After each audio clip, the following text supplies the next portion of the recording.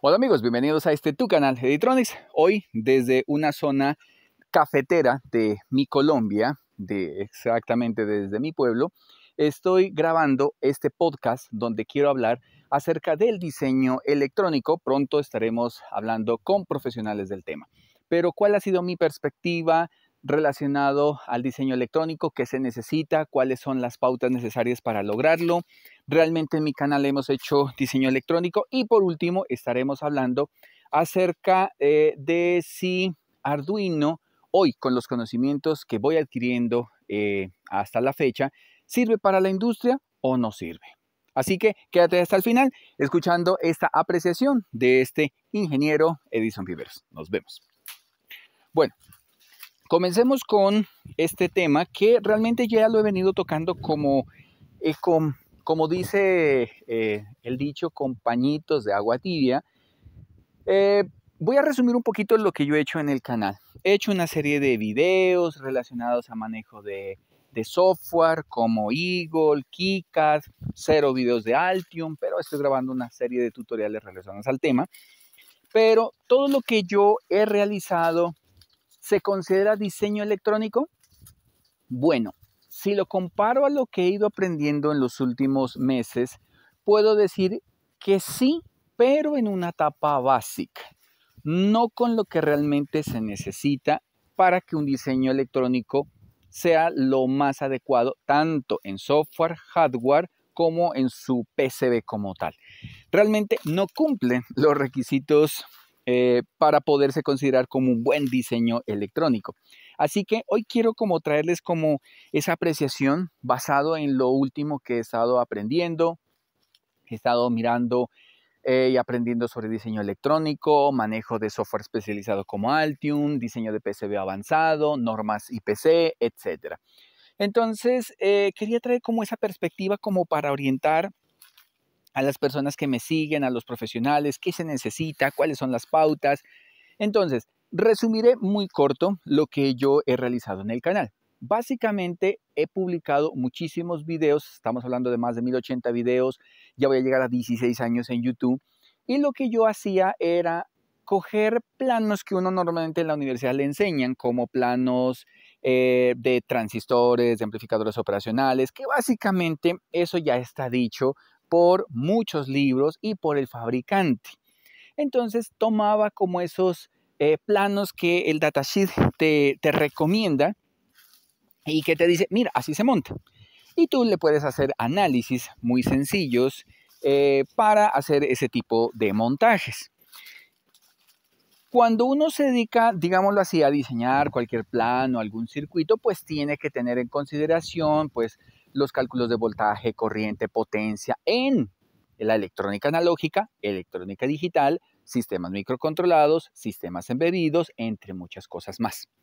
Ahora bien, lo que yo hacía básicamente era tomar de cada cosita un circuito y lo hacía para empresas y para personas particulares que quieren algo para sus negocios o algo por el estilo. Lo hice muchísimos años y consideraba y siempre coloqué en mis publicaciones ingeniero dedicado al diseño electrónico. Pues si bien parte es verdad, no lo estaba haciendo con las pautas que se merecen y el conocimiento necesario para poderlo realizar. Dicho esto, lo que tomaba era coger cosas que yo ya conocía y hacer el circuito. Si bien no es lo correcto, ¿por qué? Ejemplo, alguien me dice, necesito una tarjeta microcontrolada que controle unos motores, el encendido y apagado. Entonces yo simplemente hacía mi diseño en Proteus, en Multisync, comprobaba algo, le colocaba los resistores entre más grande mejor para evitar recalentamiento. Trataba de evitar no calcular algunos parámetros como corrientes, voltajes, simplemente lo asumía que en otro circuito ya había funcionado, así que lo traía como a mi diseño. Y luego lo que hacía era combinarlo en una sola hoja para poder implementar el circuito. Entonces, a lo que yo me refiero es a que yo tomaba una fuente conocida, no sé, un transformador, un puente de diodos, un capacitor, un 7805, un LM317, regulaba ese voltaje y alimentaba la tarjeta y luego a la salida le colocaba transistores, relés y ya, o tal vez un TRIAC y un MOC como un relé de estado sólido y paré de contar. Y entregaba mi circuito y lo hacía en software como PCB Wizard, OrCAD, Altium. Bueno, no, Altium no, miento porque Altium nunca lo trabajé. Proteus, Eagle, Protel, hasta Circuit Maker trabajé con este tipo de diseños. Entonces lo que sucedía era que eso entregaba a mi cliente y lo hacía en un PCB, pues normal, ya sea de una capa. En ese momento cuando yo trabajaba no manejaba PCBs de doble capa, simplemente de una capa, y trataba de hacer, así sea con puentes, lo que se pueda. Pero nunca consideraba, por ejemplo, el tamaño de las pistas, la separación, por ejemplo, del capacitor con respecto a la fuente o con respecto al integrado o al microcontrolador. No tenía en cuenta ancho de la pista, y si se hacía de doble capa me daba lo mismo colocar, bueno, cuando hablamos de doble capa es top layer y bottom layer, y tú en la parte superior, como ese RASNet, ese polygon que generas alrededor, puede ser un GND, y el de abajo se recomienda que al menos sea el BCC, o sea, las dos fuentes, para generar algo llamado par diferencial para eliminar la menor cantidad de ruido posible. Eso se puede hacer. A mí me daba lo mismo si le colocaba GND, GND, BCC, BCC, o sencillamente le colocaba un GND y abajo no le dejaba nada. Igual funcionaba. Usaba transistores normales junto con el relé. Tuve muchos problemas obviamente, con interferencias, radiofrecuencias, etc. Entonces ese era como mi diseño y estaba conforme con ello, y así lo repliqué varios años. Con el paso de los años fui mejorando un poquito el diseño de forma autodidacta, leyendo, viendo, pero todos replicamos lo mismo hasta que nos topamos con cursos que son orientados a llevarnos a las certificaciones. En conclusión, hoy a la fecha digo que lo que yo hacía era un proyecto básico. Nunca busqué integrados mejores, nunca me opté por buscar bases de datos, nunca busqué por instalar plugin para búsqueda de integrados, nunca me esmeré como por mejorar el diseño del PCB. Si es radiofrecuencia, menos. O sea, lo que yo te diga con respecto a las mejoras en los últimos 10 años, a pesar de que me gradué hace más de, 2004, 2006, por ahí fue como que me gradué, hace muchísimos años, siempre seguí con lo mismo, y seguía los tutoriales, y en los tutoriales replicaban lo mismo. Entonces yo dije, estoy haciendo las cosas bien. Bueno, para resumir, estaba haciendo las cosas completamente mal. Hoy estoy haciendo una serie de cursos y he terminado cursos, y todavía tengo otros cursos pendientes relacionados a la parte de la electrónica. ¿Qué se necesita para ser un diseñador electrónico? Diseño electrónico se basa en dos ramas bien importantes. Uno, el hardware, y dos, el software. Si bien el hardware es lo que te estoy comentando, el software también tiene unas pautas para hacer el correcto diseño de la programación. No es hacer por hacer, colocar el if, while, else, sino mirar la optimización de código y escoger el mejor microcontrolador para hacer el sistema más robusto y más inmune a la cantidad de ruidos que se pueden generar. En conclusión, yo aprendí microcontroladores básicos, etcétera, pero nunca evolucioné como a micros más avanzados, ni siquiera a FPGAs. ¿Qué se necesita hoy, en la actualidad, julio 2024, para ser un buen diseñador de software y de hardware o diseñador electrónico? Primero, necesitas tener la competencia, al menos de tener un título en ingeniería electrónica. ¿Puede ser mecatrónico? Claro que sí, porque hay muchas universidades en muchos países que la ingeniería mecatrónica le dan con profundidad la electrónica y obviamente la programación, así que pues tienen todo el conocimiento para poderlo hacer. Pero básicamente mi perfil pues es como el más idóneo para hacerlo de mejor manera, por decirlo así, sin discriminar ninguna otra carrera. En otros países le llaman ingeniería eléctrica, pero bueno, en mi caso pues yo soy ingeniero electrónico. Haciendo este resumen, se necesita primero el título. ¿Puede hacerlo un técnico profesional? Claro que sí, un técnico profesional puede hacer diseño electrónico. Un técnico lo hará como yo lo hice, básico, lo puede hacer, pero no a nivel con profundidad como se merece. Dos, ¿qué se necesita? Practicar a nivel personal, o sea, que lo que nos dan en la universidad, comenzar a hacer proyectos básicos, elementales, que te sirvan, que te vayas orientando a cómo poder hacer la conexión correcta, hacer los cálculos de forma adecuada, por qué debo colocar este valor de resistor, por qué debo colocar este tamaño, qué potencia necesita, qué tamaño de pista se requiere, etcétera. Esos son como los criterios generales. Ahora, la ubicación en el PCB, cómo tienes que irlo ubicando, eso se va aprendiendo con la práctica. Tercer punto sería incursionar en trabajar en la parte industrial, porque tú cuando trabajas solo te quedas con tus ideas y no evolucionas. Entonces, trabajar con profesionales que ya están trabajando en el área, llámese amigos, colegas o industria, te ayuda a tener mentores. No importa que ya estés en el tercer, cuarto, quinto piso, como tal vez lo estoy yo, tienes que tener a alguien a quien poderle consultar, poder seguir. O sea, las amistades y relaciones profesionales te ayudan a incrementar mejor tu conocimiento.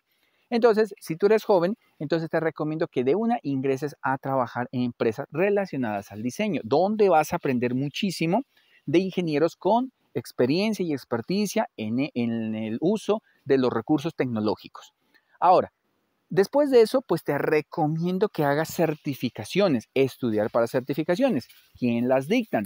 En muchos países las dicta, por ejemplo, National Instruments, que puedes hacer como 3 niveles de certificación. Claro que ellos lo orientan más como a LabVIEW, pero te sirven como para ir haciendo como ese examen, esa escuelita de exactamente qué tienes que desarrollar en ti para poder pasar este tipo de exámenes. Realmente el primer nivel, por lo que he visto, yo no los he hecho, lo estoy comentando simplemente, no es tan complejo. El segundo y el tercero sí ya es un nivel avanzado, diría yo, en la parte de electrónica. Estoy hablando de solamente electrónica. De resto, ¿qué puedes desarrollar o qué puedes hacer? Aparte de la certificación, comenzar a contactar empresas que te ayuden a hacer cursos gratuitos o cursos pagos, obviamente, por ejemplo, de manejo de software, porque tienes que aprender a manejar el CAD. El CAD no es solamente como lo he indicado en mis tutoriales, que es coloque el componente aquí, haga la pista allá. No, no es. Manejar el CAD también es manejar como todo eso que está escondido dentro del software. ¿Cuál te recomiendo? Dos te voy a recomendar, uno gratuito y uno pago. Si tienes la posibilidad educativa de adquirir Altium, es gratis para las instituciones educativas con correo educativo, sobre todo universidades, lo puedes hacer al menos durante un año. No sé si se pueda renovar. Y puedes aprender muchísimo de ese software porque tiene cantidad de herramientas de diseño electrónico, análisis de radiofrecuencia, análisis para las pistas, tiene un simulador muy potente para verificar los campos magnéticos, corrientes, potencias, etc. Entonces, te recomiendo ese software. Y a nivel gratuito está KiCad. Altium es inalcanzable para una persona del común, así sea profesional como yo. Es muy costoso, es de verdad muy costoso, pero te dejo ahí la duda. Ese es el software profesional que las empresas lo utilizan para sus diseños. ¿Por qué? Porque permite hacer múltiples capas, te permite hacer documentación, te permite instalar plugin para hacer la gestión de integrados, la gestión de búsquedas de bibliotecas, crear bibliotecas de forma sencilla, crear multicapas, hacer análisis, crear PCBs de forma estructural, o sea que por ejemplo tengas 4 planos y en un plano general tú llames solamente los bloques, te puedes reutilizar planos, asistencias en normas que a veces crear reglas para diseño, en fin, muchísimas cosas. Y la competencia gratuita diría yo que es KiCad. Eagle, como ya lo comenté en una historia, desafortunadamente cuando lo compró la empresa ya no le está dando el soporte y según leí ya no quiere sacarlo o generar más actualizaciones, sino que lo quiere dejar en la versión creo que es 9.6 que quedó y pare de contar. No quiere seguirlo actualizando. Sí estará dentro de los paquetes, pero va a haber una fecha de caducidad de soporte de ese programa. Es muy bueno y lo he utilizado mucho en el canal. Pero basado en eso, entonces yo te recomiendo incursionar en KiCad, que es un software libre, es un software completamente gratuito y tiene muchísimas herramientas. Estaré publicando más contenido con este programa para que tú aprendas a manejarlo. Ya debido a casi la extinción de Igor. Bueno, luego de las certificaciones y de los cursos de manejo de software CNC, que en este caso, o de CAD, que es diseño, solamente estoy hablando de diseño de PCBs, nada más. También pues te podría certificar en manejo de SolidWorks o Fusion 360. Fusion también te lo dan de forma gratuita cuando tienes un correo universitario.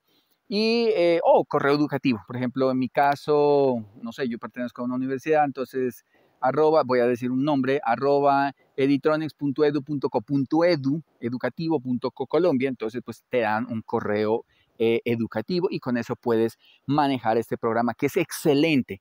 También, aparte del Fusion, está Inventor, también te lo dan por el correo institucional, así que no hay pretexto para no aprender este tipo de programas que te van a ayudar a hacer, por ejemplo, modelos 3D de tu cajita, de tu proyecto, porque puedes complementarlo con los PCBs que vayas realizando. Entonces, ahí vamos la certificación. Otro, hacer la certificación de IPC. En IPC hay varias normas, desde el diseño, la creación, las reglas para los PCBs, la manufactura, la soldadura, la reparación de PCBs, etc. Entonces, hay muchísimas normas que cobijan. Hay un canal amigo que es de un colega, ingeniero electrónico, especialista y certificador en normas IPC, que ya lo entrevistamos hace algún tiempo y estuvimos haciendo también un podcast. La página es A la Delta, del ingeniero Andrés Laverde, está en YouTube, donde puedes ver muchísimos tutoriales de hasta manejo de Altium y de las famosas normas IPC. Te orienta muchísimo acerca de esa hermosa rama. Bueno, otra certificación, bueno, cursos, ¿no? Entonces ya vamos el curso de National Semiconductor, vamos el curso de Altium, que hay cursos de Altium en la página, están en inglés, pero están los cursos, puedes traducirlos. Está tutoriales de KiCad, está lo de la norma IPC y hay muchos cursos de diseño electrónico, como ya lo hemos recomendado en otros videos en el canal Editronics. Obviamente, el complemento a todo esto es hacer cursos de sistemas embedidos, porque si bien nosotros cogemos el primer micro que nos enseñaron en la universidad, no significa que sea el mejor. Ese microcontrolador realmente es muy básico. Digamos, en mi caso, me enseñaron PIC 16F877, Atmel también, pero si vamos a cosas más robustas, encontramos los ADR, encontramos los SP32, encontramos los FreeSCAL, encontramos módulos especializados de Wi-Fi, de Bluetooth, etcétera. Entonces, no solamente escoger módulos que ya estén con las bibliotecas de Arduino y trabajar. Pues, si bien Arduino es una ayuda, pues no significa que sea que te deje expandirte como buen ingeniero. Entonces, esa es como mi recomendación. Bueno, aparte de ello, pues ya puedes hacer cursos especializados en LabVIEW, en diseño electrónico, en IoT y obviamente hoy el furor es inteligencia artificial, pero no manejar ChatGPT, ¿no? O sea, Machine Learning, IAS, reconocimiento de imágenes, procesamiento digital de señales, etcétera. Eso es un complemento muy importante para la área de electrónica. Precisamente yo estoy haciendo cursos de ellos, de esos temas, con el fin de complementar los conocimientos previos adquiridos que ya tengo relacionados a este tema. Luego de hacer las certificaciones, tratar de trabajar, como ya lo comenté, en la parte industrial. O sea, ir con empresas donde te puedas ir, aunque sea como pasante, donde puedes hacer pasantías de diseño electrónico. Con eso vas a adquirir experiencia, porque muchos de estos programas también tienen programas, la mayoría son pagos, no son completamente gratis, que te van a permitir, digámoslo así, profundizar, manejar, analizar circuitos.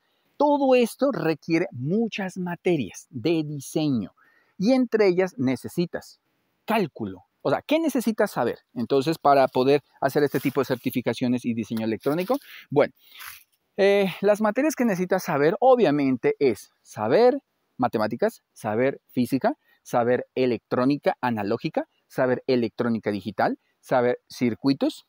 ¿Por qué? Porque esto es la base del diseño electrónico. O sea, si tú vas a conectar un ejemplo, voy a poner un caso, un optoacoplador, y lo conectas porque se te dio la gana y no sabes para qué lo vas a utilizar. Sí, pues opto, aislar, luz. Sí, pero ¿en qué momento lo tienes que usar? Por ejemplo, ¿qué tipo de optocopladores es el que necesitas colocar, por ejemplo, a la entrada de un acople de 24 voltios para un microcontrolador de 3.3 voltios? ¿O cuál es el optocoplador adecuado para colocar a la salida? Entonces, ahí vienen los análisis de los circuitos que nosotros normalmente diseñemos. Llámese circuitos transistorizados, llámese circuitos de amplificadores operacionales, que eso es electrónica básica, electrónica baratica, elemental. Y es importante los diferentes análisis que uno ve en la universidad, que son ley de Ohm, potencia, Kirchhoff, Thevenin, Norton, etc. Eso te da las bases para poder hacer los diseños. Ahora, ¿qué más necesitas haber visto? Por eso es que digo que el énfasis es para ingeniería electrónica. A ver, entonces ya miramos hacer proyectos educativos, la parte universitaria, las materias, obviamente la autoformación, las certificaciones. Bueno, eso yo digo que eso es como en general como lo que necesitas conocer a grandes rasgos para esto. Ahora, sabiendo esto, ¿qué he mirado últimamente? Que pues todo eso yo no lo aplicaba en mis diseños. Entonces, en mis diseños, ¿qué me faltaba? Averiguar cuáles son los mejores distribuidores, cómo puedo comprar, dónde los debo comprar, cómo leer las hojas de datos de forma correcta. A veces uno dice, no, es que yo no sé qué más integrados, me quedo con el regulador 7805. Ajá, pero ¿habrán mejores integrados que no tengan tantas pérdidas en potencia o en calor? No lo sé. Entonces, ¿qué toca hacer? Irse a buscar integrados y dónde los debo buscar. Ese tipo de cursos son los que te ayudan a ti a complementar como lo básico que uno ya sabe. Entonces, cuando yo digo lo básico, estoy hablando de lo que te acabo de comentar, pero como complemento hay cosas que uno como que se queda y uno se queda diseñando con lo que sabe. Pero tras de nuestra pantalla de computador, detrás de los libros, hay muchísimas cosas novedosas que a veces uno no conoce y no aplica. Entonces, esto es lo importante, avanzar en ese tipo de búsquedas especializadas para poder buscar mejores integrados con mejores respuestas para poder hacer nuestros diseños. Ahí lo veo. 2, manejar de forma apropiada y correcta el diseño y la simulación. ¿Qué software de simulación recomiendo? PSSpice o Spice son muy buenos. PSSpice es un programa, o LTC Spice, es un programa muy bueno para transistores de potencia, MOSFET, IGBT y todo eso. Y Spice de forma general para mirar el comportamiento de los circuitos. Proteus, pues sí, es bueno, es buen simulador para sistemas microcontroladores. Bueno, y de pronto tal vez alguien nos pueda complementar en los comentarios con otro software. Y respondiendo a la última pregunta para finalizar, con todo esto, Arduino sirve para trabajar en la industria tal cual lo conocemos, o sea, Arduino Mega, Uno, Nano, Mini, Due, Due Milenova, etcétera, así como los conocemos. La respuesta es no. No te sirve. No sirve. No tiene el hardware, ni la estructura, ni las protecciones necesarias para poder funcionar en la industria. Pero si sacas el integrado, haces tu PCB con fusibles electrónicos, protecciones, acondicionamiento, aislamiento galvánico, fuentes de conmutación adecuadas, convertidores de CDC bien calculados y diseñados. Y lo más importante, hasta hace poco que estuve haciendo un curso precisamente de PCB avanzado, yo tenía la concepción de que los capacitores se colocan en todos los integrados de forma igual. Pero en la tapa de RF no es así. En la tapa de RF se debe colocar los capacitores calculados porque, voy a poner un caso hipotético, el integrado junto con su electrónica, sus transistores o lo que tenga ahí, está conmutando, no sé, a 10 MHz. Entonces necesitas generar, en esa conmutación se generan picos y se generan armónicos, por tanto necesitas eliminar esos picos para evitar que entre dos pistas o el circuito con otro genere ruido o interferencias. Para ello necesitas colocar un capacitor calculado que elimine las frecuencias y los picos y los armónicos de 0 Hz hasta, ejemplo, 10 MHz. Que si existen picos de 15, 20 MHz no importa, pero los picos anteriores no se deben eliminar, para evitar que interfieran con los datos. Los datos pueden ser integrado que trabaje con pulsos tramas a esa frecuencia, pueden ser radiofrecuencia, puede ser transistores de conmutación, etc. Entonces, hasta ahí yo creería que no, pues colóquele un capacitor cualquiera, entre más grande le coloques mucho mejor. No, pero debe ir calculado. Y esos software como Altium te permiten hacer este tipo de análisis. Entonces, Arduino sirve para la industria con el chip y el bootloader, sí, te sirve para la industria. ¿Que no es aconsejable trabajar tal vez con el bootloader de Arduino? Pues porque come muchos recursos dentro del micro. Pues claro, eso es obvio, ¿sí? Porque pues hay un bootloader que está en la plantilla inferior y sobre ese se monta el sistema que nosotros programamos.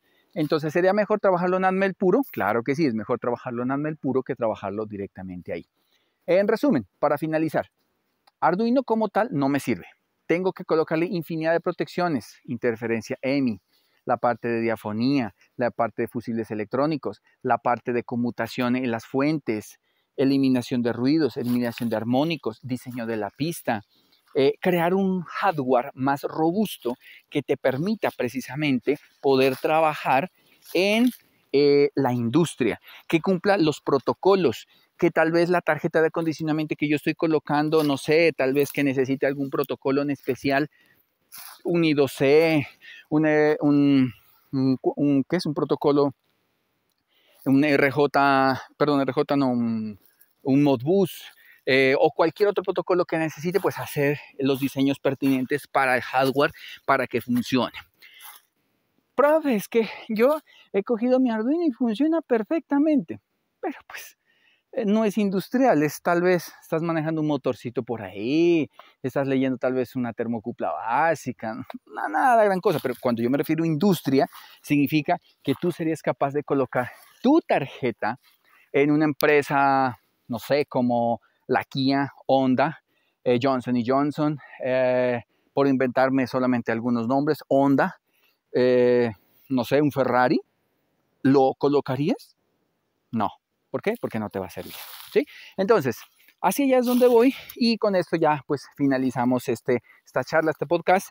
Mi invitación es a aquellos ingenieros que van egresando, van saliendo de la universidad, pues comiencen a hacer certificaciones, comiencen a hacer el desarrollo y comiencen a hacerlo de forma adecuada con las pautas que les acabo de mencionar. Bueno, sin más preámbulo, quiero despedirme aquí con el mejor café, bueno, de los mejores cafés del mundo considerado, que es el de Colombia. Mira este cafecito, está listo para la cosecha. Delicioso, por cierto. No siendo más, quedo atento a sus comentarios. Posiblemente estemos haciendo una charla con una empresa de diseño electrónico, cuáles son las pautas que ellos colocan, qué recomendaciones nos dan, porque vuelvo y repito, el diseño electrónico parte desde la idea, parte desde la programación de los costos, desde el circuito, desde la simulación, los cálculos.